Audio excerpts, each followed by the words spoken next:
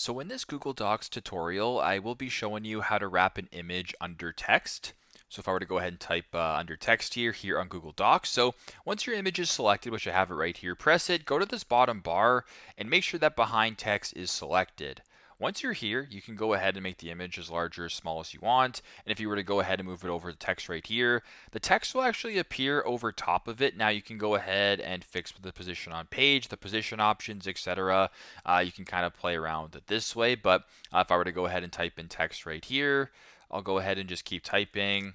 We'll go down a little bit, text as an example, right? I can highlight this right here.